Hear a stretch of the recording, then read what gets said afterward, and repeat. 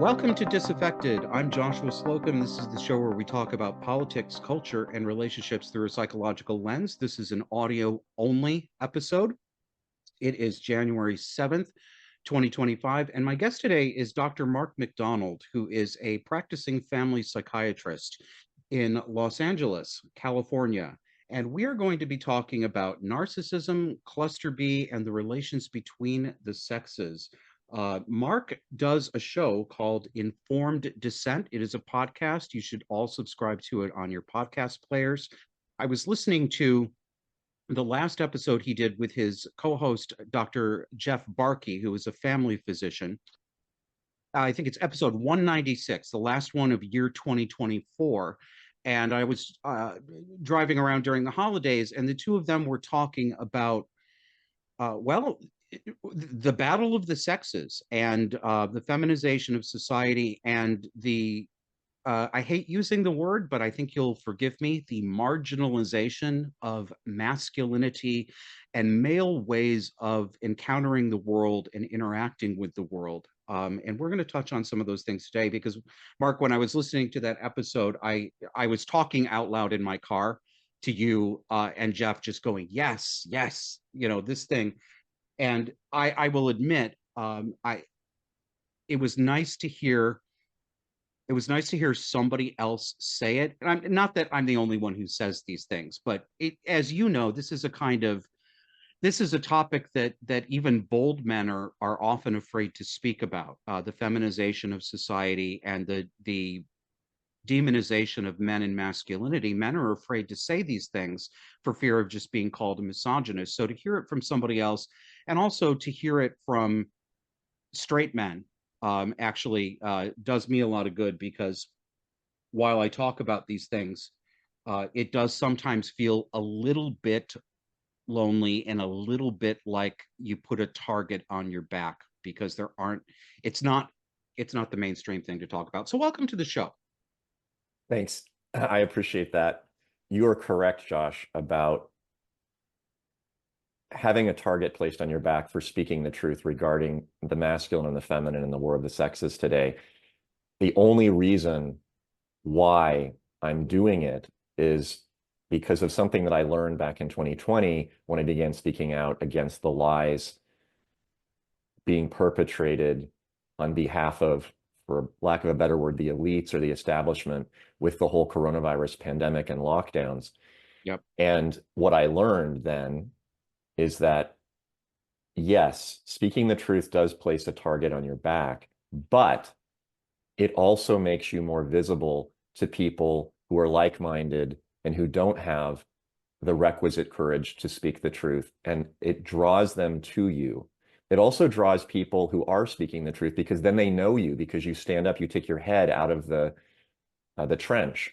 And yeah, it exposes you to gunfire, but it also exposes you to good people.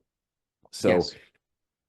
if you're willing to acknowledge that you're going to have to take some arrows, you will then put yourself in the position of gaining a larger circle of really good, strong, independently minded people, friends, colleagues, that you would never, ever have been exposed to before, because they wouldn't actually know you, because you were hiding like the rest of the population, just smiling and nodding and sitting quietly, and then speaking your mind in closed quarters and private spaces, in bars and underground lairs, which is where most people now speak the truth.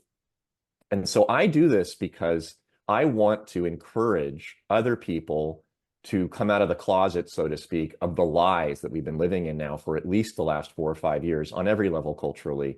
Because for me, I don't care about conflict and I don't care about disagreement. What I care about is impassioned, thoughtful, critical conversation, which is the only thing you can use to reach or at least approximate a discovery of what is real and what is truthful. And I really don't mind people saying that I'm wrong, or telling me why I'm wrong, or saying I disagree with you, because that just gives me the opportunity for me to learn something that I didn't know, or to be reassured that my position is correct because the person who's criticizing me doesn't have a valid argument. So it doesn't bother me at all. Either way, it's a win-win for me. And I want to live in a country where people are living what is real and what is truthful. I don't want to live in a fantasy, in a setup of lies. That really troubles me. I think my character from since I was very young was always fighting for what I saw to be just and what I saw to be real and truthful, even where it didn't benefit me. And often it didn't. And it certainly doesn't benefit me today to be speaking truthfully. I could have continued my practice in psychiatry, telling people to get injections and wear masks and stay home and live on Zoom and consume crap food and kiss the asses of borderline narcissistic women and act as male pussies for the rest of their lives. I would have made a ton of money doing this. I would be so wealthy, but I would feel like a piece of shit. Oh, who's a good, you could have been John Pavlovitz, the liberal commentator. You could have been who else are some of the ones out there? You could have been Robert Reich. Now, who doesn't want to That's be right. Robert Reich? Absolutely. There's a ton of these people. They have millions of followers on social media. They make lots of money off of endorsements. And what I wonder is how they go home and sleep at night. They're either so mired in their own narcissism and delusional thinking that prevents them from being able to connect with any sense of reality, living in an echo chamber, or they, and I hope this is the case, or in their private, quiet moments, they feel so despondent and they feel so despicable for what they're doing. But all they can do is just double and triple down because they've chosen their path. And as you and I have spoke about prior, the challenge of rejecting the way that you have been accustomed to in your beliefs and how you interact with the world, the cognitive shift away from lies to truth is so painful that they simply can't face that, at least not in a public way. I don't know which of those is true, but those are the only two options I can think, because someone who is intelligent, educated, communicative, has a public presence, and still persists in spreading these kind of lies and true disinformation is not someone who is functioning at a healthy or a integrated level. Well said. It's I can't think of any other options. And when I, being somebody who used to be a liberal and a leftist for most of my adult life, who had a, what I will loosely call a conversion experience over a period of years to becoming conservative, and I hope and believe more aligned with the truth of the world. And I think to myself, I don't know how to sort out how much. It's sometimes hard for me to figure out when I'm projecting and when I'm empathizing. Am I projecting my experience onto other people, or am I truly understanding a common human experience? So there's probably some of both in here. But when I think back to when I was such a person, when I held these beliefs, I was a male feminist, leftist. I did not realize it at the time, but I was in fact a Marxist, as most leftists are. I believed in Marxian economics, although I didn't know that, and I was communistic, although I would have objected to being labeled that way simply because I would have experienced it as an epithet. But that was factually truthful. That is the line that you have to take. I thought I believed those things when I was saying them. I didn't perceive myself to be consciously lying, right? So I do wonder what goes on in these people's minds. Do they believe themselves the way I did? Or, I mean, we know that some people are more consciously Machiavellian. They know that they're spouting bullshit and they simply don't care because their goal is to make enough money or to have a big enough public presence. But I don't think that's the majority of people. I think the majority of people have to find some way to rationalize themselves to themselves. Do you think? This has always been a really difficult question to answer. Do the I hate to use the word liberal, because the word liberal doesn't mean liberal anymore. It means Yeah. leftist. So I'm just going to say Let's leftist. say leftist. Yeah, because liberal is I'm a liberal in the classical sense, Yeah. but I'm not a leftist. And I think actually this is a very important clarification of terms. There's the left, and then there's everybody else. And there's no sunlight between the left and everyone else. There's a tremendous degree of sunlight between liberals and conservatives and independents and libertarians. There's some conflict, but there's a tremendous degree of overlap, because all of those philosophies of politics and society and life are based upon the same ideas, which are democratic, free,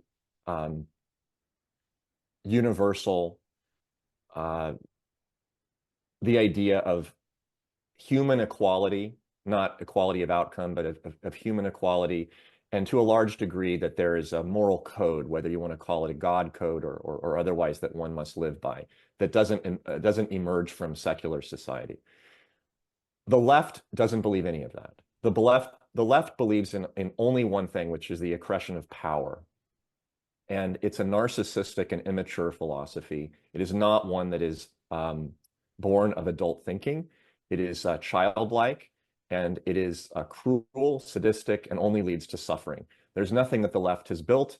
The left only destroys and only kills. The left redistributes that which is created by the non-left, and then attacks the hand that feeds it, and ultimately ends up eating its own tail. It has throughout history. There's no exception to that I'm aware of. So with that in mind, I believe the people that are on the left, other than the Machiavellians that are just sort of along for the ride, surfing the left wave, I believe that they actually are so mired and enmeshed in the cult of leftism, and it is a cult, really. It is like a religion, Yes, it a is. secular religion, that they do believe it. They do actually believe that they are the good and that everyone else is bad, and that they use this delusional, it's a psychosis almost of rationalization to justify their evil. I think that there is a growing number of people in this country who were and still are to some degree sympathetic to the left, but are now forced to acknowledge the reality of what the left is doing. And I think that is the primary reason why we had such a huge cultural and political shift in November of 2024, because more and more Americans are now realizing that the battle is not between liberals and conservatives. The battle is between the left and everyone else. And good people cannot knowingly and honestly be on the left. And there are a lot of Americans who were good people who were unknowingly aligning with the left, meaning not knowing what the consequences were of their alignment. And they became more and more aware of the consequences of that alignment, and then were forced to confront that cognitive dissonance between, I am a liberal, and in their minds, slash of the left, and I'm doing good.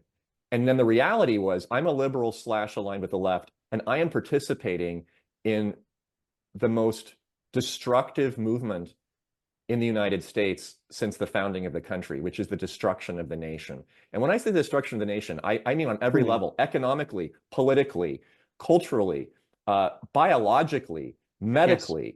geographically, ecologically. Every single thing that we have that's good in this country has been nearly destroyed in the last 5 years by the elites, which are the leftists. And the left is always full of elites. There is no real populist leftist movement.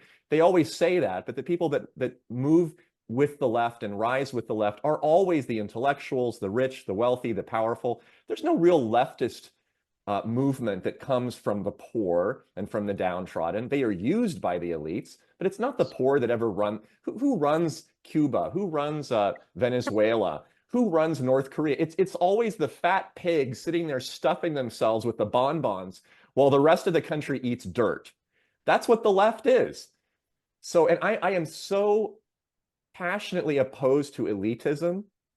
I despise it, and I despise bullies, and I despise people who have stolen power and valor and are using intellectual tricks to manipulate people who otherwise would be doing good into doing bad. I'm so opposed to that because I think it's like a cancer on society. And I think that the US, the United States of America, is the best country that's ever been founded in the history of the world. And it's being stolen and robbed from itself, from the people, by the left. And so I am not, I would even call myself, I am a conservative, but more passionately, I am anti-left. If I could win any battle, it would be to crush the left. And then everyone else that's anti-left would just sort of argue amongst themselves and build and maybe make mistakes, and we come back and forth, and we'd have a really great tussle. But you can't do that when you're run by the left. So that's really, in my view, what we're fighting. We're not fighting against liberalism and conservatism and libertarianism. We're fighting against the left. And the battle of biology and the sexes is one that I'm so impassioned by because I think it exemplifies that more clearly than any other argument or battleground like economics and politics and the environment, where people think, I need to know something about money and octane rates and dissipation of chromium and congressional seat apportionment in order to have an opinion. Well, first of all, no, you don't. But let's put that aside. Everyone was born with a dick or a pussy. Like that's just that is true.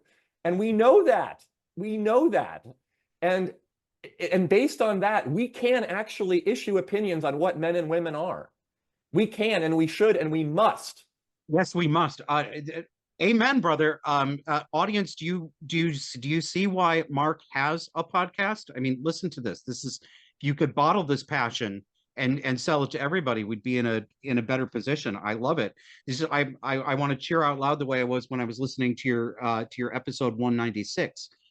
This gets us to the topic of cluster B personality disorders and cluster B traits.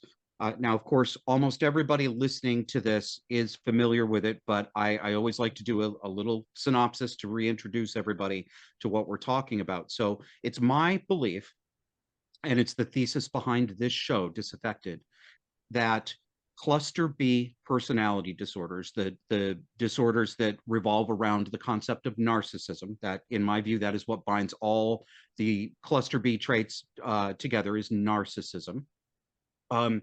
It's my belief that we are living right now in a cluster B society. And as listeners know, I grew up in a home headed by a single feminist mother who would qualify for a diagnosis of both borderline and narcissistic personality disorders. We had violence from her husband in our youth, child raping, attempted murdering husband.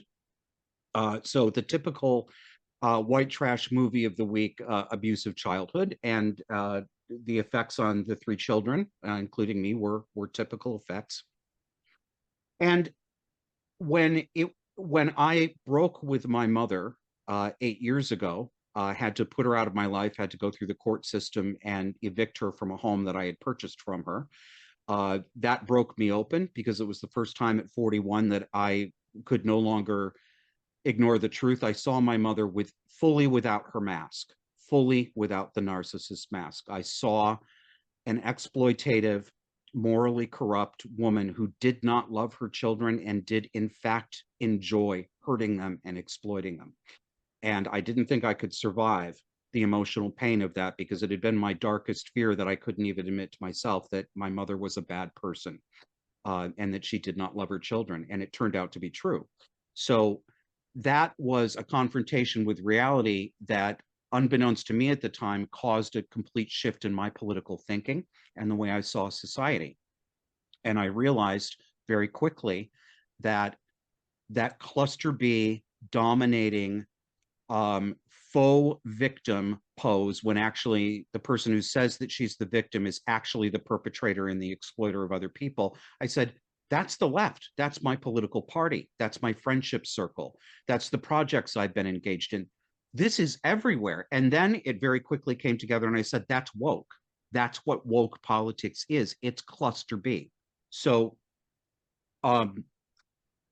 cluster B personality disorders are, as I've said before to the audience, they're a little bit different than the kinds of mental illnesses that people think of when they think of mental illness. It's not schizophrenia. It's not It's not, I mean, this can happen, but it's not psychosis at its base, although some of them can veer into psychosis in certain states. It's, I actually, Mark, tell me what you think about this. I like the older terminology, character disorder, because I believe that cluster B is not a medical condition. I believe it is a moral condition. So I, you know, while all all expressions of health, all expressions of pathology have a genetic contributor and an environmental contributor. You know, so there's genetics and environment that go into these states of mind. It seems to me that the majority of people that we can say are fully cluster B personality disordered, I think the greater contribution is how they were brought up. Inadequacies or abuse in parenting probably affect people with certain genetic vulnerabilities more so than others. But when we look at the past of people who have cluster B personality disorders, the overwhelming majority of them have a traumatic childhood background. I'm right about that, aren't I? I believe that's true. This is actually a characterologic problem. It's not a mood problem, although mood can be affected by it, but it's not intrinsically an externally induced condition like a perceptual disturbance, a psychosis, a mood instability, which one can watch from afar and manage. And one could say, I am so depressed right now. I don't want to be depressed. And it's really harming my life. And still be a good person, but not be able to fully effectuate what capacities you have because you're diminished by the infection of mood in the same way that you would be if you had a respiratory breathing problem. I'm breathing hard. I want to climb the mountain. I can't because I don't have the air. That's very different than a characterologic problem where you are largely unaware of the reality of, as you said, the moral effect that your decisions and your behavior and your actions and your words are having on other people. And to some degree, I would even say that to the extent that you have insight into your characterologic problem, it becomes less of an issue. So a borderline woman, most of them are borderline women, except as you said, the carve out of gay men, which occupies a large percentage.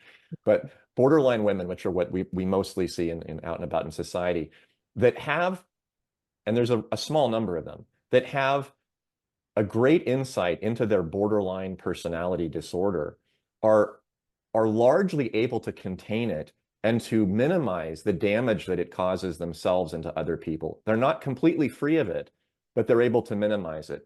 In the same way that someone who had, let's say, an anger problem and is able to recognize what his triggers are and is able to defuse it by walking away, by breathing, can minimize the violence that he inflicts on other people.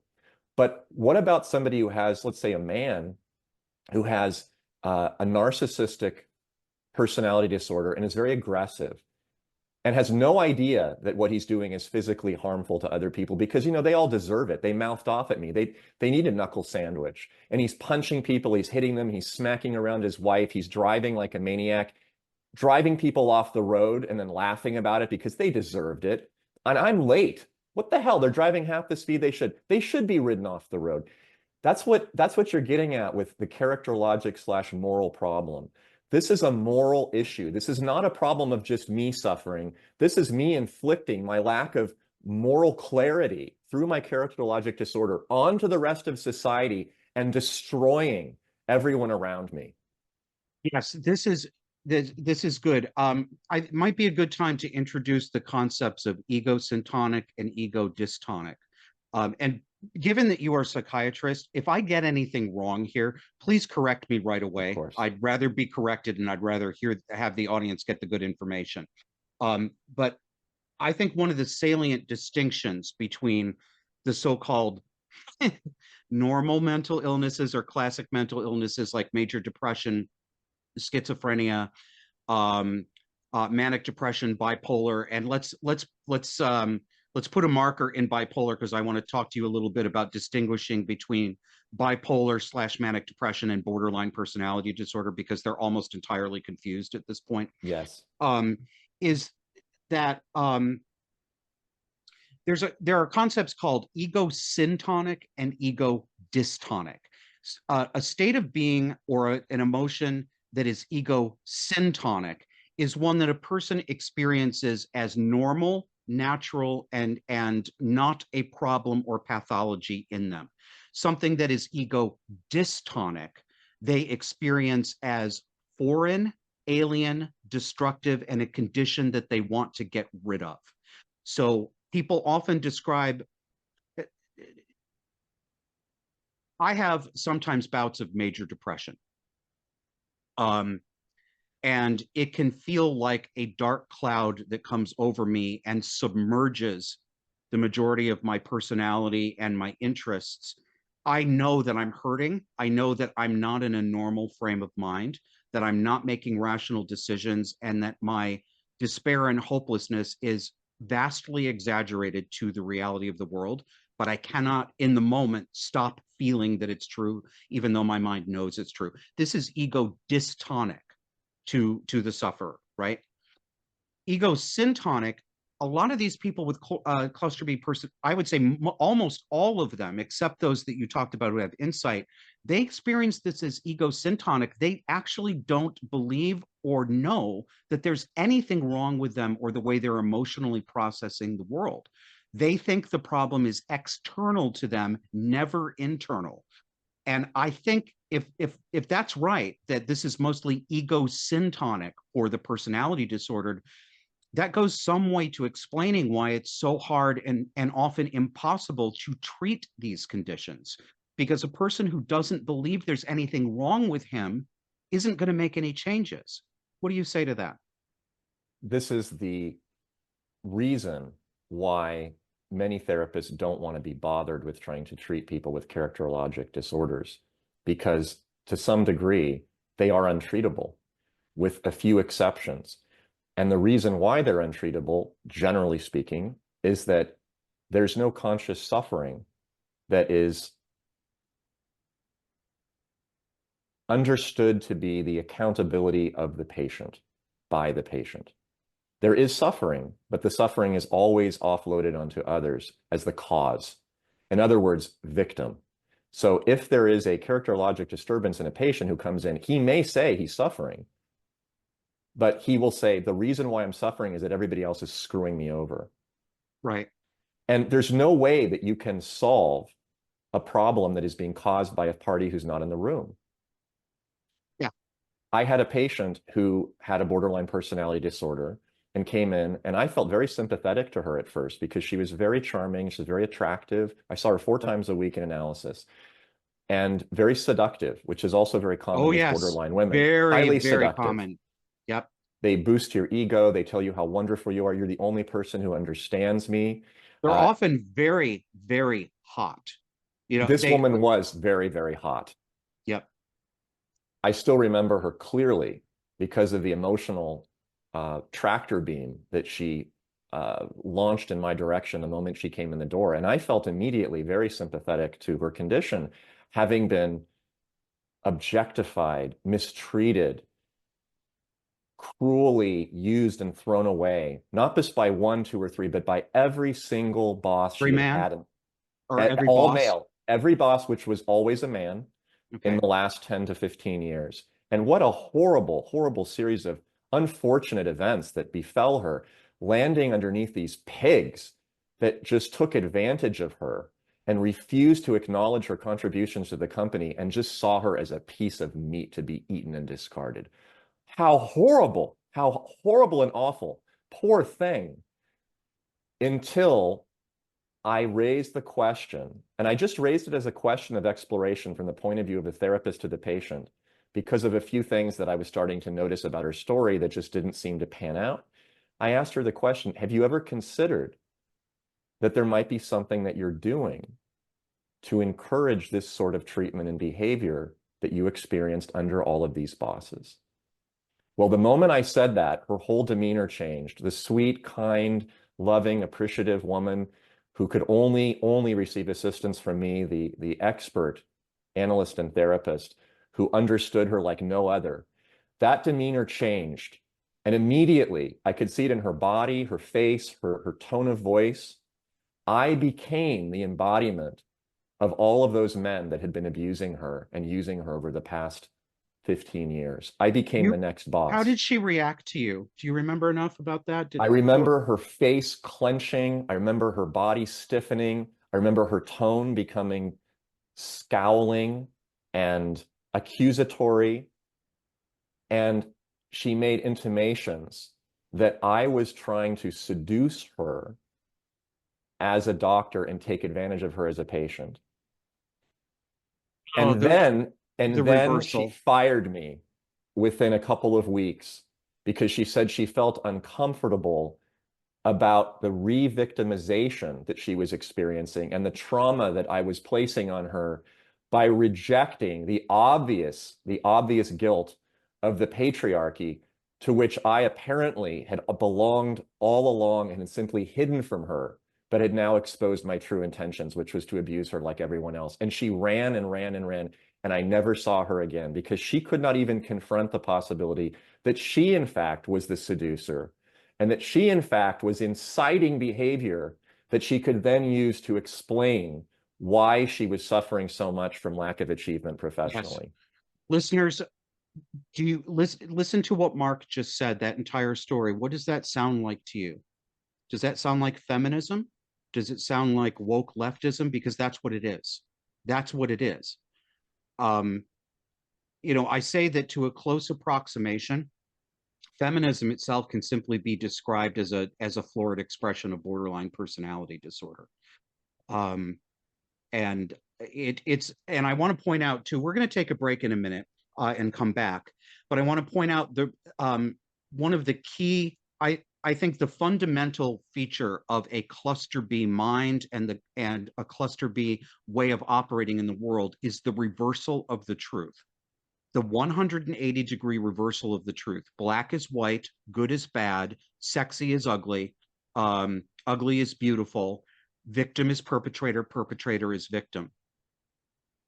It's always 180-degree reversals. This woman, this patient that Mark is describing, this is very typical of the female borderline slash histrionic. Histrionic personality disorder, borderline personality disorder, in my view, they're like fraternal twins. Sometimes I can't pick them apart from each other. They seem to shade into each other in a lot of cases. And I also think there are fewer hard boundaries between the alleged 4 personality disorders in cluster B than people think. I think that most people that we could accurately describe as being fully cluster B, as in diagnosable, not just traits of, but fully personality disordered, usually have a helping of traits from more than one of the 4 disorders, which are borderline, narcissistic, histrionic, and antisocial. And antisocial is what you know colloquially as sociopathy or psychopathy in some cases. What do you think about that, Mark, before we take a break? The idea that there are fewer hard and fast boundaries between these alleged disorders within cluster B. I completely agree. I think that this is one of the reasons why this way of formulating mental illness or characterologic mental illness has been attacked by those often in the left who don't want to acknowledge that this exists because it is very difficult to create and establish boundaries in the way that you can with other disorders like obsessive compulsive behaviors or mood instability. And I have to admit, even those have some fudging Yeah. because psychiatry is describing a person. It's not describing a cell division or a cancer, an oncogene, and its behavior. This isn't a laboratory process. People, every single person is unique. There is no, even with twins, they're different people. They have different souls, different personalities. So Yeah. this is at best descriptive, but I don't think that that's a problem because we often will use descriptions that have unclear boundaries in order to explain an important concept or idea. And the fact that it isn't strictly boundary doesn't mean in any way that it's wrong. It just means that it's imprecise. But imprecision is fine if it helps you to reach the truth. And if we did away with this series of designations within these characterologic disorders, we would have a less full, not more full, but less full understanding of how and why people behave in an objectively irrational and self-destructive way, which is exactly what the result is of the personality disorders. They are ultimately maladaptive. They're adaptive in the short run, but in the long run, they don't serve the patient and they don't serve society.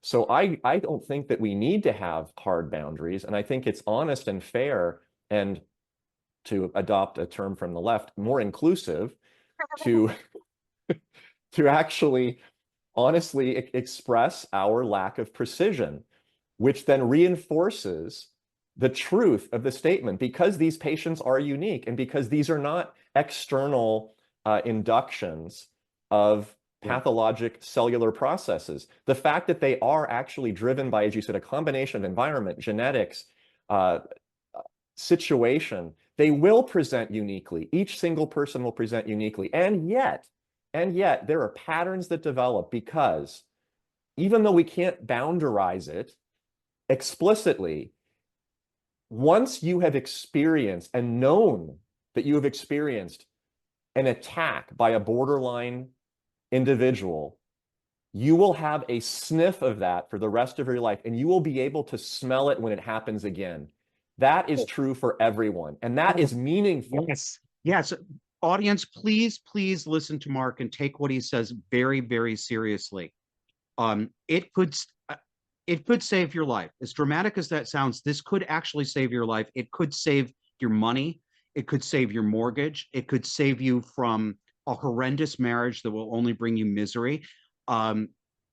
This is one of the things that drives me so fucking nuts about modern society and our modern inclination to defer to alleged experts. The second episode of this show that I did 4 years ago, episode number 2, I titled it "Don't Diagnose." And that was my response to the constant refrain: you're not a doctor, you can't say that. You're not a psychiatrist, you can't say that. You can't diagnose people. You don't know if they have mental illnesses. You saying that somebody's acting like a borderline is an act of abuse. You are an abuser, right? Now, of course, as listeners, Mark is smiling. You can't see him, but he's smiling. Of course, many of the people saying this were in fact the borderline narcissists themselves, who saw themselves being recognized and were reacting violently to it. But there are a lot of good people out there who are not personality disordered, who have been convinced that you can't know these things unless you have a degree. You can't. Yeah, the hell we can't. Let's take away clinical terminology for a second. We all know what assholism is. We all know what being a gold digging slut is. We all know what being a seductive tart is. All right, and these are all words that can fit into cluster B as well. We don't have to be doctors to get this, and we can develop that instinct. And I can tell you, growing up under a borderline narcissist mother, a very florid borderline narcissist mother, Mark, I can smell that shit 2 miles away. I realize one of the ways that I make mistakes, and maybe people like me make mistakes, my trigger may be a little too sensitive. I get some false positives, and I genuinely believe this. I'm almost always right. I am wrong sometimes, but I'm almost always right. And I will take the false positives as a cost of doing business, because being able to detect this at a distance and to stay away from it is much more useful, I think, to a person than being simply open until it's too late. You know what I mean? Being open to everything is part of the problem that we live in right now. Not being judgmental, not being critical, not rejecting. By being inclusive of everything, it's the same way that you would falsely approach, say, diet. I eat everything. Well, what do you mean? Like pork, beef, and chicken? No, I mean I eat the shit off the ground and the trash out of the dumpster because I don't want to judge. Well, no wonder you're sick. I don't want to include everyone in my life. I don't want to respect all ideas. When I see a stupid idea, I'm going to call it out and say, that's stupid. When someone behaves like an asshole, I'm going to say, you're an asshole. I don't want to be inclusive of assholes. What kind of a childish philosophy is that? Well, of course, it's born of leftism. It's childish. That is childish. Well, Adults discriminate. Adults judge. Adults reject. Adults include only those worthy of being in their circle. They don't accept all people. I lived in a co-op house at Berkeley as a student, UC Berkeley, and I was, as you were, a communist. I would call myself a communalist at the time, but not a communist. Because why on earth would we not want to include everyone who wanted to live there, who was willing to work 5 hours a week in exchange for a reduction in rent, share the food, share the labor? Well, you know what I discovered? I discovered that when you don't judge, you don't exclude, and you allow for everything, you get shit, you get parasites, you get interlopers, you get rapists, you get sociopaths, you get pathology, you get a kitchen full of rats and cockroaches that has to be shut down by the health department because when the slutty girlfriend of the roommate came in at 3 a.m. after she used up all of her energy in bed and wanted to get a piece of cheese, she took out a block of 20 pounds, sliced off a piece, and then left it on the table. Because why should we bother to put it away? That's not my job. Well, it is when it turns green and the health department notices it, or open up the 16-gallon can of tomatoes and not realize, because I just wanted a tomato, that acid in the tomato can, when exposed to air, causes toxicity in the metal, and you have to toss the food. Or letting anyone in off the street that doesn't have a residency permit in the building to enjoy the party. And it turns out you get a drunk homeless guy who sets fire to the couch in the middle of the party. Or you wind up with mold in the jacuzzi. You see, this is the problem that I discovered in vitro that living communally turns into. This was communism in one building. I lived in a communist society for 12 months. And after that 12 months, I ran as far as I could to a private apartment that I signed a contract for, that I paid for, that obliged me to do certain things and obliged the owner to do certain things under penalty of law and violation economically and legally, which none of which applied in the co-op house. I learned when I was 19 years old why communism doesn't work. And it wasn't an intellectual exercise. It was a visceral exercise with my body, my eyes, my nose, everything. I could smell it, literally smell it. And so ever since then, now I know what it is when I see the bullshit. I know it, and I know it in people. And another thing that you learn, hopefully, after just discovering what communism is and what, you know, the expression of that characterologic illness is, which is the borderline personality disorder, largely speaking, you discover ways to test. So if you can't run, or you're not sure, and you're not sure, is it a false positive? Like you have a really, really strong, you know, Geiger for the radiation of the borderline and it's going off everywhere, you test. Like a man said to me once, you know, if I can't trust someone to be honest who works for me, I'll give him a $20 bill and I'll tell him to go pick up food for the crew. And then when he comes back, I'll thank him for bringing back the food and I won't say anything further. And I'll see if he gives me the change. And if he doesn't give me the change for the 20, I'm not going to give him access to the $100,000 bank account spending to go order the airline tickets. Perfectly sensible. And do that with borderlines too. What's the problem with the borderline ultimately in a relationship? As an example, you get puffed up and then you get crushed. That's what they do. So if you start to feel like you're the shit, you're the best guy in the world, you're the only man that can make her happy within 24 hours of meeting her, disappoint her. Intentionally, in a small way. Cancel. I'm so sorry I can't make it. Something came up, but I'll make it up to you later. What a reasonable person would do. Don't be an asshole. Just be a human. Disappoint her and then see what happens. If she says, oh, that's too bad, I was really hoping to see you, it's okay, we'll make it up. How about Monday? Does that work? Probably not a borderline. If she writes back to you in expletives and tells you that you're now the devil and she's going to expose you as a convicted felon and a child molester and a member of the patriarch, well, she's probably a borderline. I'm exaggerating a little bit, but this is the But only idea. a little bit. Only a little slightly. bit. Only Because we've seen it. All right, let's take a quick break here, and we'll come back on the other side.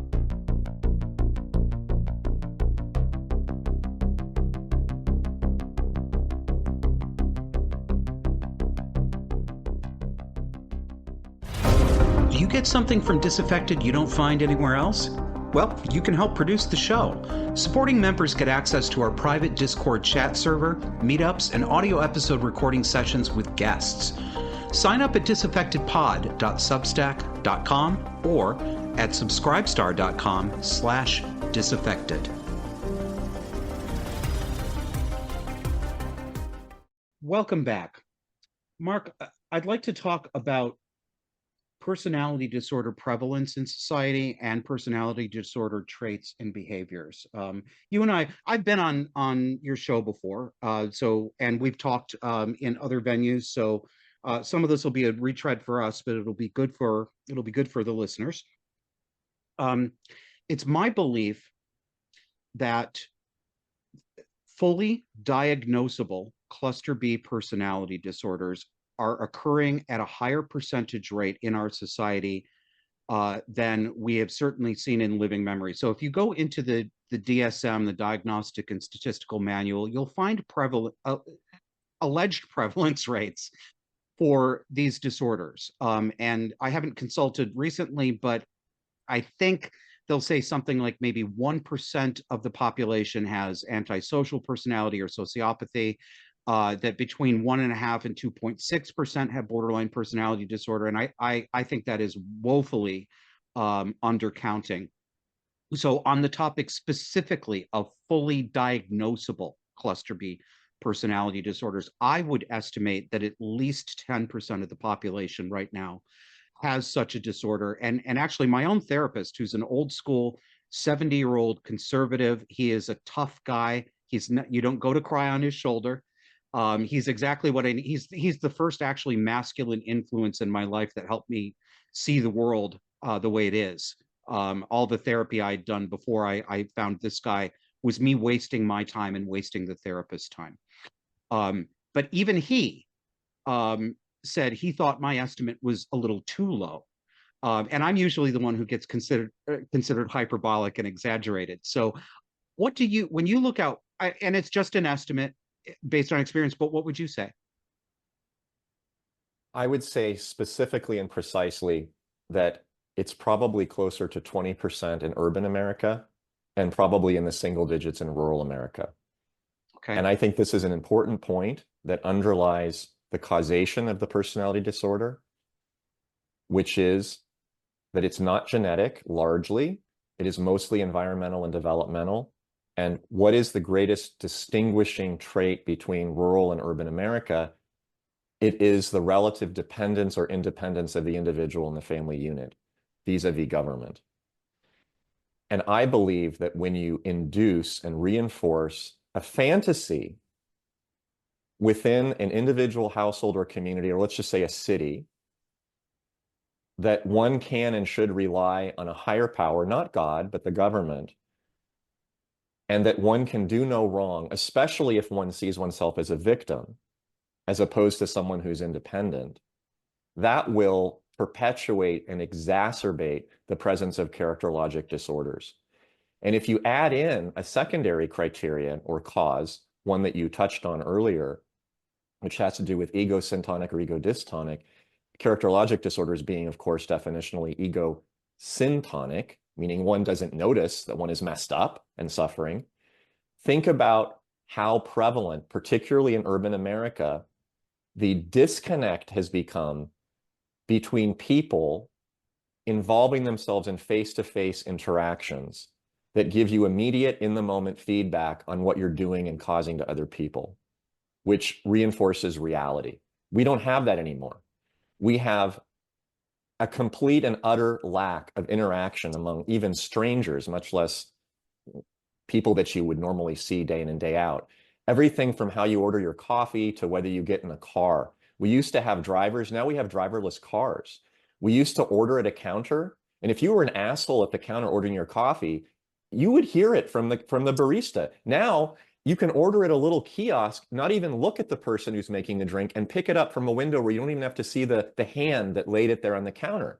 So you can imagine absolutely anything you want about yourself or other people and never get corrected because there's no need to correct. You can get food delivered to your home now. You don't even have to go to the restaurant. And think about the prevalence, especially among younger people who are largely now becoming more and more borderline, Yes. especially young women, and social media. What does social media teach and reinforce to young girls? You are important. You are the princess. Your value is driven by how many likes you get, how many emojis with thumbs up you receive from posting photos, which by definition are of your superficial qualities, how hot you are. It reinforces the value of hotness, which, as we were talking about earlier, is one of the characteristic traits of a borderline. You don't have a lot of borderline heifers running around. Because if you're a heifer, you're not going to get any interest or any thumbs up from any men. You know what? I'm going to push back on you a little bit on that, Mark. I don't know what you're seeing in LA, but what I'm seeing in Vermont, I wrote an article on this. If you're interested, anybody listening, it's a repost from 2023 on Substack. The title is Goblins. And then I followed it up with an addendum about it, talking about some of the reaction to my piece. And I was talking about the explosion of super morbid obesity, disfiguration of the face with tattoos and face metal, absurdly dyed and aggressively cut and shorn hair that I'm seeing on so many women, particularly young women, but the age is getting older and older. There's we are chock-a-block with cluster B heifers around here too, Mark. I think somehow there is market value there. They may not be getting the thumbs up and the likes from the hot guys, but they're getting some sort of narcissistic gratification from this. You're pointing out an important distinction. The traditional borderline woman is seductive. There's a new, let's call it borderline 2.0. The non-seductive heifer borderline. This is a new incarnation. She thinks she's seductive, Mark. She's even more confused about reality than the histrionic and seductive borderline, who knows, at least she knows that she's hot. And she is correct in that. She is accurately reading the room on one level, which is when she walks in and she flashes her tits and she pulls up her skirt, the men turn and look at her and they salivate. And that is correct. She is correct in that. Now, her way of digesting that and then using it and manipulating it is completely out to lunch. But she understands that men know that they want her. She gets that. The borderline 2.0 heifer, the one that has the face tattoos and more punctures in her ear than a recently aerated lawn at Mar-a-Lago, she has got so much self-loathing and so much anger and vitriol and disgust towards men at large and women who don't support her, especially traditional women who love men and men who love women who have children and who go to church. Healthy women. Let's just say healthy women. She despises them. She thinks of them as traitors, and she despises all men definitionally. This is a new borderline that isn't even attractive in the beginning. This isn't even a woman who seduces in order to destroy. This is a woman who skipped over all of the lovely, hot, great sex moments that initiate a borderline relationship. And she's skipped right to the end. She's at the final chapter, which is the fangs, the ugliness, the destruction, the sadism, the mutilation of her own body as an expression of the mutilation that she wants to inflict on others. She has jumped all the way to she's like the Cliff Notes version of the borderline. She's just going right to the summary. This is new. And you just made me think about this, because in psychiatric residency, we never had borderline 2.0. All we had were the seductive hot women that turned and became nasty. Like the woman in, she's a famous Mexican actress who was in a vampire movie with Quentin Tarantino and George Clooney. Repeat. Selma Hayek. Selma Hayek. Yeah, one of the most beautiful women I've ever seen. Unbelievably beautiful, seduced all of the men with her striptease in the bar just south of the border to Mexico. And then as soon as the sun went down, she turned into a vampire and she physically ripped the men to shreds. Yep. That That that is the that is borderline. that is the traditional borderline. But these new women, they show up as vampires. They've already turned. They've already become male-eating cannibals. Yeah. Well, I'm thinking of it. So, like your traditional borderline, and I'm gonna mention a particular person, and I want to prime you a little bit because I don't want your mind to jump to where it's going to jump to. I want you to think of this woman when she was new, and 30 to 40 years ago. Okay, so we're going to talk about young version. Madonna is the traditional borderline. That woman is as cluster B as they possibly come. And when she was young, she ruled the cultural world. I mean, she was as seductive as you could possibly get. She was beautiful. She was, but that's actually she's a very good example of the stages of a cluster B disorder over a person's life, because when she was young and pretty and clever, she could get away with it. And that's how she made millions and millions of dollars. But now we see her at 65. I put her, she's decompensating. This is the terminal end of a cluster B disorder. She's 65. She's had so much plastic surgery that she's begun to look like an alien, and she looks absurd and pitiable with her sex pot antics at her age. But she was borderline 1.0.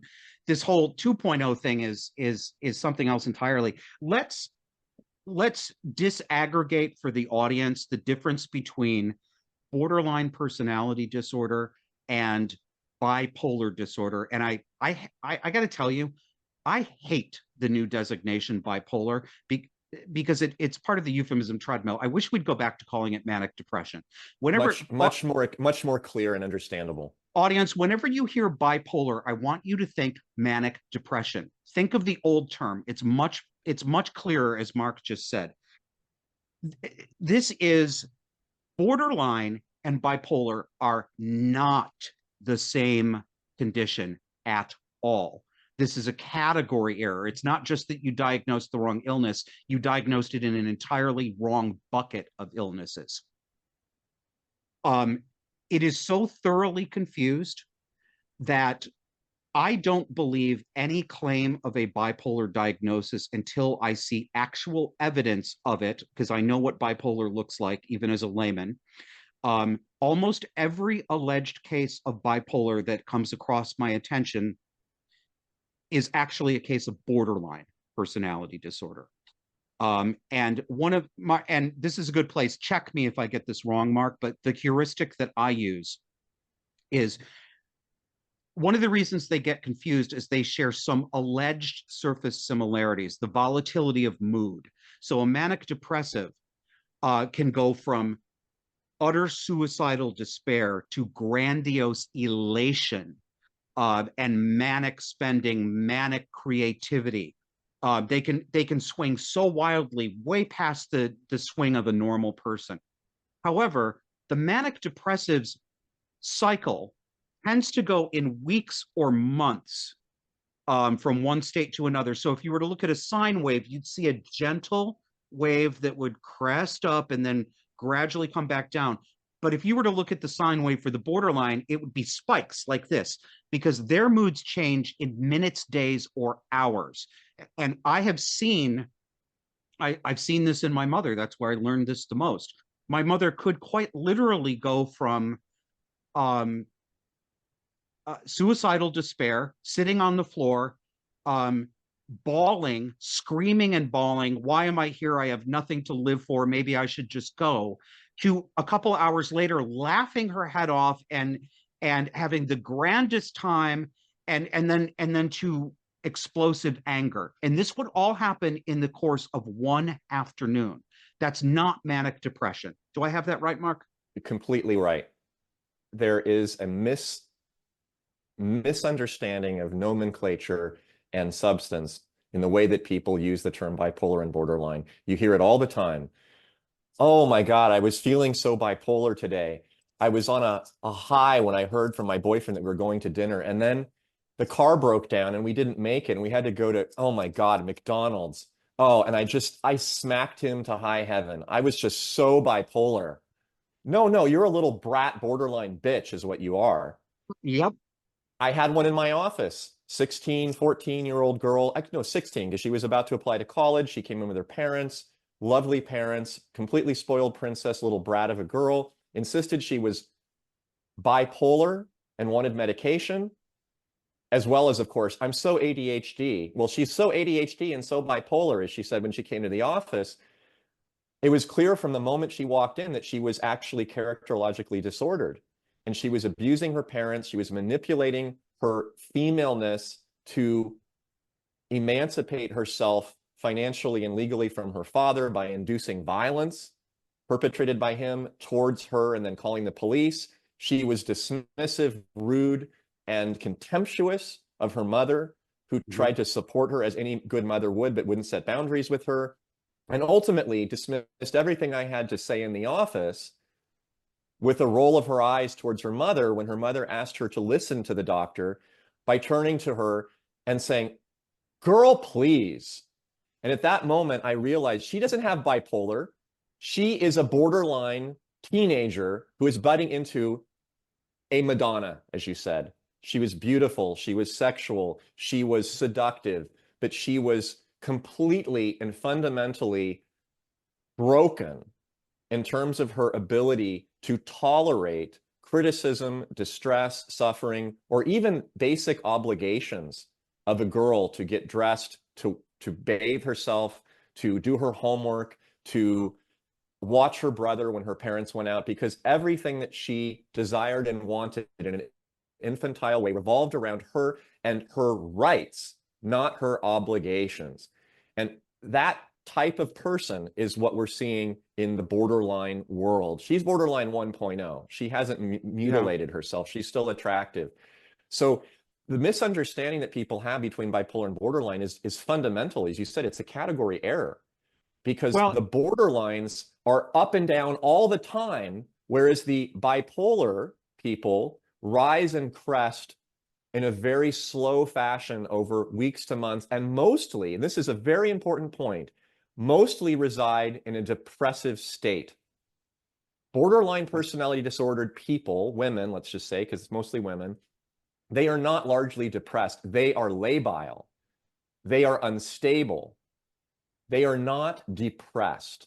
And they are not even in their periodic stages of mania generally all that much fun and happy. They are actually quite fragile and edgy, and you can feel a sense of tension where at any moment their seeming happiness and delight and party spirit can turn. And people who are manic do not turn like that on a dime. It generally takes a few days or weeks, and then they crash and they become almost bedridden for yes. days Yeah. or weeks after. Borderlines do not do that. Thank you. That's really good and clarifying. And I bring that up because one of the ways I describe these, and this is another strike against this don't diagnose complaint. I've known many people, and I've seen many cases presented where the person did in fact have a bipolar diagnosis, almost always from their general practitioner, not from a psychiatrist. And my guess about this, I think I let's call it 50-50. My guess is, so why are these doctors diagnosing manic depression in what is clearly borderline personality disorder? My guess is at least half of it is ignorance on the part of the doctor, because it's not what they specialize in. Right? They probably just gone to the DSM and did a cursory read and saw, mood swings and thought, well, that means bipolar. But I think a whole lot of it, it's also a conscious sympathy diagnosis. Because bipolar manic depression is ego dystonic, and it's one of those things that we can say it's not my fault. I'm not doing anything wrong. I've got this, people will say I have a chemical imbalance or this other thing is going on. It's seen much more sympathetically, and there's a reason it's seen more sympathetically, right? Um, but it does a terrible disservice both to the patient and, where I'm more concerned, to everybody around the patient. That's the problem with cluster B personality disorders. Oh, well, she's suffering from borderline personality disorder. No, she isn't. Her son is, her husband is, her boss is, her friends are. I mean, she may be suffering herself, but this is going to get into the whole sex thing. We have a really big problem in this society with out of control toxic femininity and an absolute unwillingness and inability to hold women responsible for basic adult behavior, to the point where Mark, I think back to the time where I was a male feminist, right? And I thought, oh, all of those sexist things they say about women, they say they're childlike, they say they're emotional. Well, that's just the patriarchy, man. Well, it's 2025, and I'm looking around right now at so many women in society, and almost all of them in public life, media anchors, politicians, anybody who has a big public platform. These are women who are actually childlike. They throw tantrums, they wheedle, they lie, they put on fake tears. They actually act like children. And the moment you call them on it, the moment you say, shut the fuck up, stop that, turn those tears off and stop lying, stop trying to get my sympathy, you get called an abusive misogynist. These women are childlike, and we will not hold them accountable. Men won't hold them accountable. Pick it up and run with it, Mark. We don't have a patriarchy, we have a matriarchy.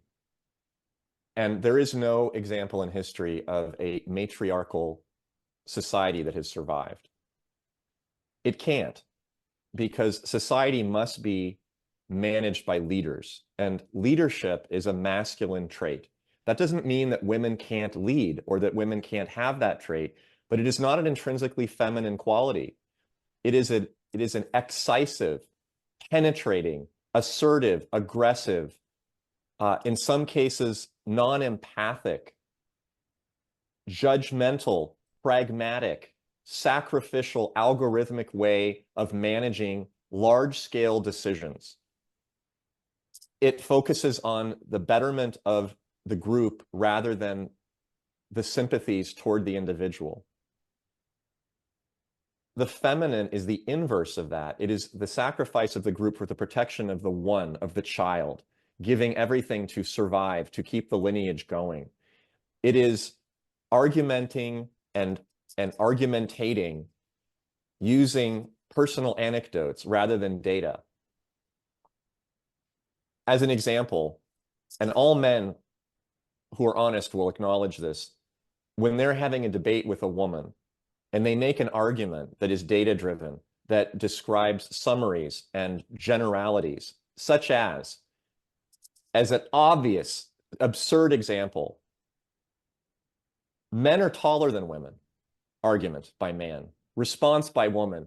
Well, you know, I don't know about that. I mean, I have several male friends that I work with that are really short, and my girl Jeannie, she is 6'3". So you know what? You're wrong. I'm sorry.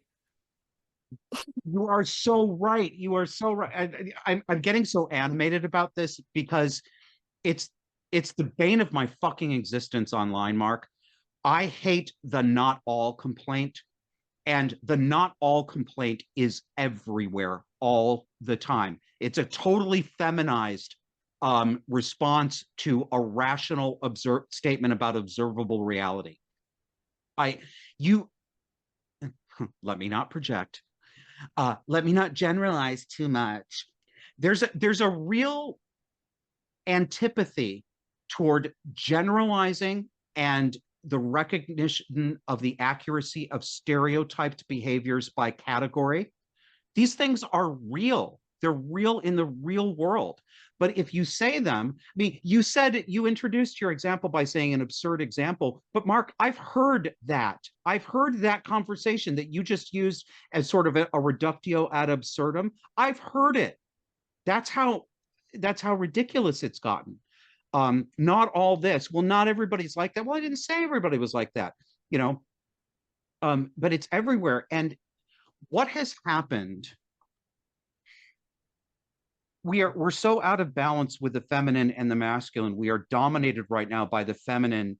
And I go back and forth between calling it the feminine and the toxic feminine, because I'm not sure what's more accurate. Maybe it's the case that when there is too much femininity, it just simply becomes toxic, and in a way that it would become too toxic if it were only masculinity as well. Maybe that's what's going on. But what I've noticed is men today, Mark, are really pussified. They're terrified of women. And I'm not there are many reasons, many good reasons for men to be wary of women. I'm not saying that all of this is unreasonable, but look at it this way. I'm a gay guy, and I was a very typical gay guy for most of my life. I was on the more effeminate and histrionic side. You know, you and I have talked before, and I think that in my teens and into my 20s, I might have qualified for a borderline histrionic diagnosis myself, and I still have traits of that, which are my thing to have to deal with. So I think I have some actual direct experience of some of this distorted emotional thinking. And I used to think that straight men, I was afraid of all men. I thought all men were bad. And it was really a reflection. This all sounds very pat, but I was very badly abused as a child. And I hated myself. I hated my maleness. My mother stoked that in me. I mean, you know, from the time I'm less than 10 years old, I can remember my mother screaming at me that I would not become, I'd be a worthless deadbeat, just like my father, just like every other shit man who's out there, right? I internalized this, and I became afraid of men, and I began to conceive of maleness itself as essentially devilish and toxic. And I was looking around and always seeing men abusing women. And I have completely changed my mind on this. I mean, I recognize that there is such abuse, obviously, but it isn't true. And what is so funny to me is now at 50 years old, as a gay guy, I say things about women stomping over boundaries, abusing men, getting above their station, frankly, getting out of line, that sound like Archie Bunker from All in the Family in the 1970s, that I would have castigated. Mark, straight men don't want to hear what I have to say. The guys that I thought were more masculine than me and tougher than me are actually like, oh my God, I can't say that. My wife will be. Have you noticed what I'm talking about? Men have swallowed the feminist lie that masculinity is de facto toxic. There is no such thing as good masculinity. There's only toxic masculinity. And that anything that is feminine is intrinsically good. Those are two provable false statements. Look around. More than half of the women, more than half of the graduates of universities are now women. More than half of the graduates of medical schools, law schools, business schools are women. Most teachers now are women. Most therapists are women. We have more women politicians in positions of power than ever before.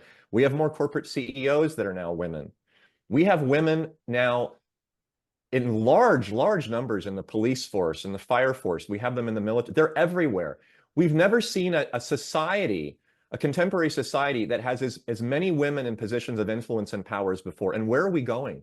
Where are we headed? Are things better now than they were 25 years ago? Are they safer? Are they cheaper? Are we more productive? Are people getting along better? Is the mental state of society, the degree and prevalence of anxiety and depression, for example, in women specifically, is that better or worse than it was 2 generations ago? This is unequivocally a worse outcome than it was before. We should be at the state of utopia. We should be living like the island where Wonder Woman came from at this point. And we're not. Wasn't that the Isle of Lesbos, actually? I think it was. They just didn't want to show what was going on behind the scenes with all the leather and the chains and the caves. But we all know what they were doing back there. Amazonian pussy. Oh yeah. I mean, that's like the pinnacle of the fantasy. You get a lot of really, hot women around that are half naked, and they'll rule the world, and everything will be idyllic and peaceful. Right. Well, it's not. It's exactly the opposite. And the reason I propose for that is that when you withdraw masculinity, when you defame it, when you deny it, when you excoriate it, when you remove physical strength, courage, honor, and mastery from the land of your society and the landscape, you're left with a vacuum of those four qualities. And women cannot fill that. Women cannot fill that vacuum. They are not biologically and psychologically driven to be able to do that, not en masse and not long term, and still maintain any semblance of physical or mental health. It's not possible. And men are not designed biologically to suppress those qualities and to become effeminate and to defer to women overall. They are not designed for that. They are designed to be productive, and they are designed to contain the emotionality of women. That is their role. And when you do not allow them to be productive, when you banish them to the basement of their parents for 30 or 40 or 50 years, and you disallow them from even intimating that they want to, much less can and should and must, contain the meltdowns that are natural and expected in women emotionally, but to sit there and just nod their heads and say, that's right, baby, you express yourself, you go and do you. You pursue your truth, and I will be there to support you, rather than encircling them with their arms and saying, everything's going to be okay, just calm down, I've got this, and then allow them to surrender into your masculine presence. When you say intrinsically that is not only not needed, that is actually misogynistic. Yeah. Now you have basically just let emotionality, femininity run completely rampant, unmoored, untethered. The boat is just drifting along the ocean, while the man who's supposed to be there guiding the boat is just sitting on the back, just letting it all happen. And now you have a society that is absolutely and positively driven entirely by feeling, by anecdote, by sympathy, by empathy, not by values, judgment, sacrifice, work, suffering, all of the things that men have historically done. They have gone and fought in battles to die. They are digging in the mines to produce fuel and ore and losing their lives in collapse. They are the ones that are going out and producing and gaining materials to bring back to the home. They are the ones that are making the physical and honestly psychological sacrifices for the greater good. Women are not doing that. They are not, and they shouldn't be. And to allow a woman, to push a woman into that position, to tell women that they should be on the front lines in taking down the drunk, knife-wielding, homeless guy on the street with what? With their words? They can't even contain a man physically. The man is going to knock them to the ground. You are actually sending women to their death on the altar of feminism. Shame on you. Perverse. It's perverse. Do you know what? This may have occurred to you. Think back to the first assassination attempt on President Trump last year in Pennsylvania. Remember the pictures that you saw, the famous pictures that came across. What happened right after the bullet grazed his ear with the Secret Service females? Do you remember the picture of those women exactly crouching down behind Trump, shielding themselves behind Trump, right? I'm not even criticizing these women. I'm not criticizing them. That was a natural feminine reaction to danger, right? Her, whatever training they had could not override reality, right? And I just wonder how much longer we can continue this fantasy before we end up dying, losing our economy, losing what is left of our shredded social structure. So that brings it to the ultimate question that neither you nor I can answer in a conversation, but we have to start somewhere. Okay, so let's approach this from a therapeutic point of view, acknowledging that we cannot change other people. We can only take responsibility for our own actions. What can we men do, and what must we men do to start making progress here? Because we men have to. Women are not going to solve this. Men have to do it. There's two things they can do. And the first thing they can do will then encourage the women to help resolve what they can on their own. But it has to start with the men first, inculcating that value in the women. And that is, if you are a father or a brother you should consistently and without apology and with courage, because it's going to require you to put up with a lot of shit. But that, you know what, that's part of the role of being a man, is to get pushback from the woman and push back even harder until she relents. That is your job. Because if you relent, then she has won, and she has, in a Freudian way, she has castrated the father and she has vanquished him. And now she's sitting on the throne and she's being king. And she's going to love it for all of about a day. And then she's going to become overwhelmed, threatened, and she's just going to start acting emotionally, and she's going to destroy the kingdom.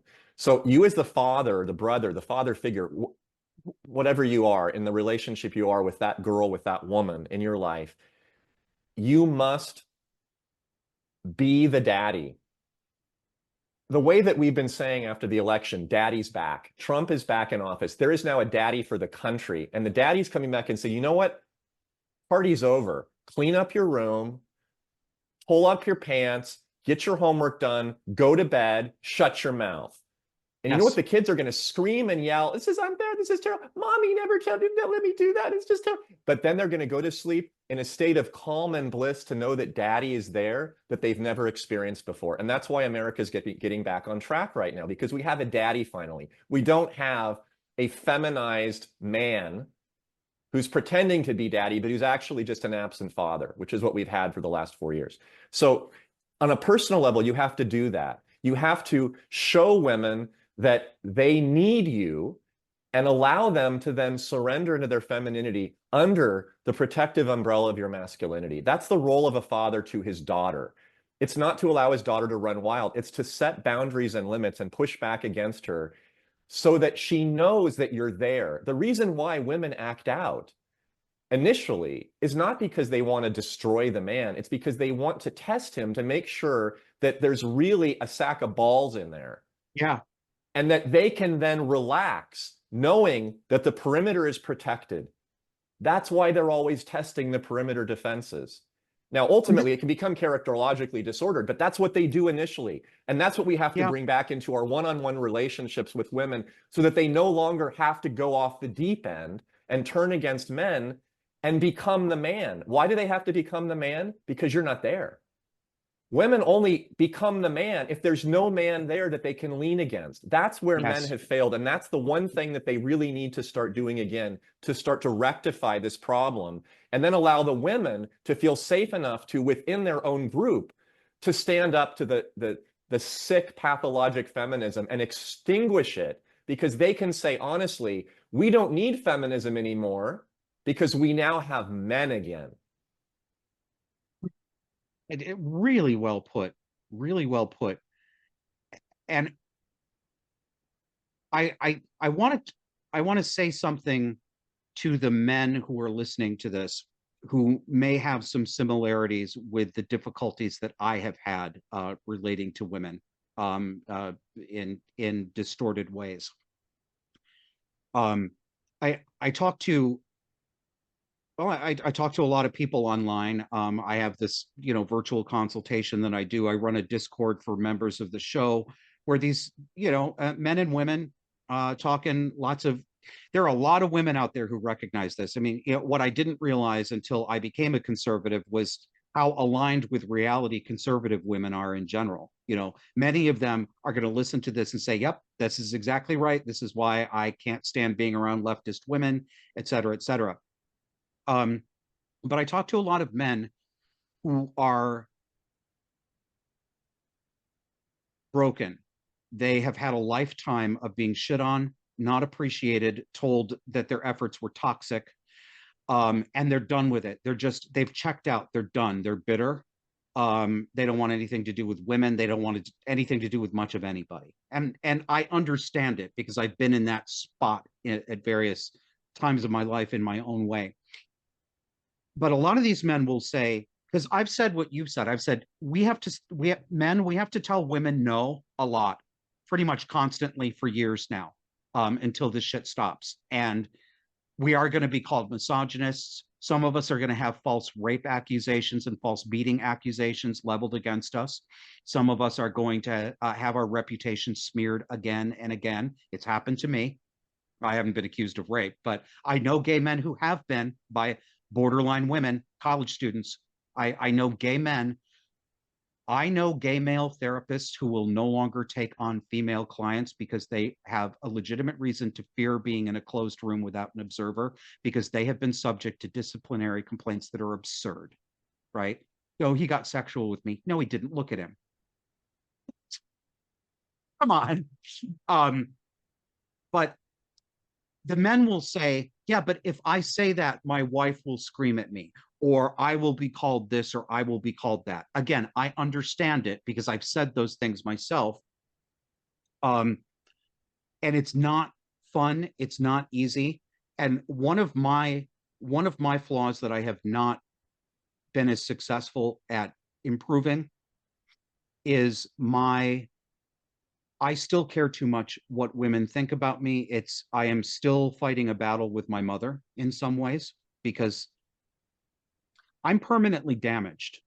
I've made a lot of progress, but people like me who've experienced abuse like me, I'm one of millions. My story is not unique.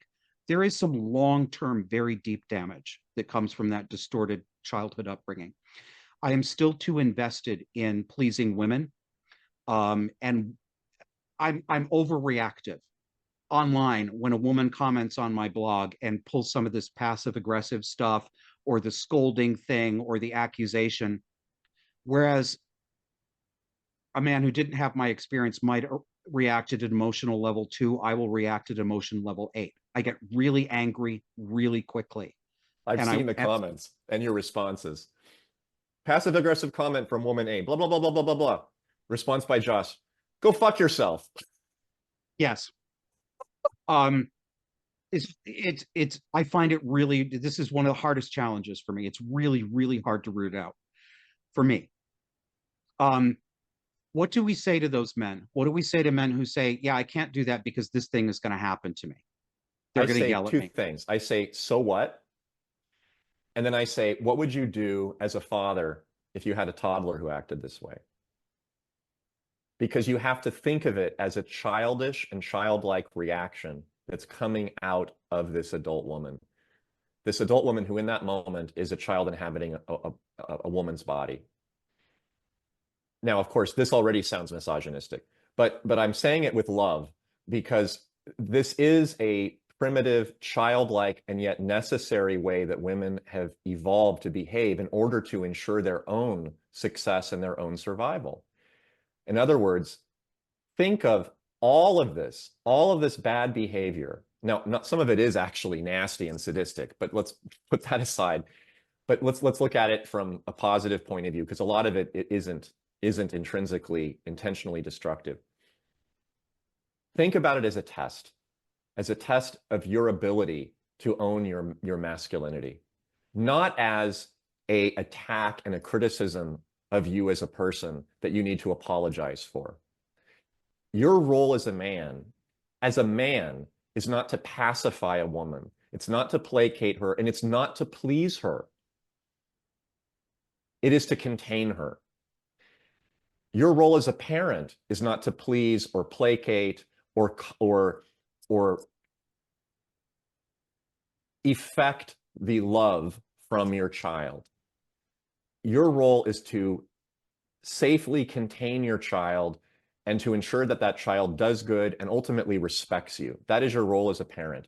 So when children act out and they say, I hate you, you're a terrible parent, I'm going to do what I want, how dare you? You just calmly respond without reactivity and you say what needs to be said. No, you're not. No, no, no. You're going to do this. You're going to clean up your room. You're going to shut up. You're going to go to your room for the next 2 hours. You're not going to come out until you're ready to. And I'm going to tell you when. And then you tolerate all the rest of the nonsense that comes after that. And you keep tolerating it until the child calms down and learns how to behave properly. That's very similar. It's the best analogy I can find to the way that you have to work with women. Women will test in the same way that children do for slightly different reasons, but similar. Children test to see if their parent can actually tolerate chaos and tension and stress because they know intrinsically that the world is a dangerous place. And if their parent falls down, when they poke him with their finger, how is the parent going to protect the child against economic deprivation, against wild animals, against criminals, against the monsters in the closet? Children don't want pussies for fathers. They want strong fathers, not abusive, but strong. Women don't want pussies for boyfriends and husbands and even work colleagues. They want strong husbands, strong boyfriends, strong colleagues, not abusive, but strong. And strong means being able to stand up to them, because they are the weaker sex. They are not as strong physically. So if you can't handle them, how are you going to handle a strong man? You won't. And then they will suffer and they will die. That's what's going on. Think about that the next time that you ask yourself, oh my gosh, should I really say anything? Should I really let it pass? Not only should you, you must. It is your obligation as a man to do that. Excellent advice for listeners and for me personally. Mark, this has been a great conversation. Thank you so much for having it. I want to encourage people to check you out online and listen to your show and read what you write. Tell everybody where they can find you. So our podcast with Dr. Jeff Barke, as you mentioned earlier, is called Informed Dissent. And you can find that on any podcasting platform by typing in Informed Dissent. You can also go to our website, informeddissentmedia.com, to read more about us and to download the podcast. For me personally, I write and publish and post regularly on one site, which is Dissident MD, dissidentmd.com. You can become a free or a paid subscriber. You can also watch videos, and you can find links to my 2 books, which I published in 2021 and 2022, about the manifestations of all of the characterologic pathology we just discussed from the point of view of the pandemic and all of the cultural antecedents that allowed it to happen. And no, it was not medical. It was all psychological, just like what we're talking about today. dissidentmd.com. Goodness, you and Jeff Barke are out there. I'm really grateful for you guys. Mark, thanks for joining us. And that has been Disaffected. Audience members, thank you so much for listening. We'll talk to you again soon.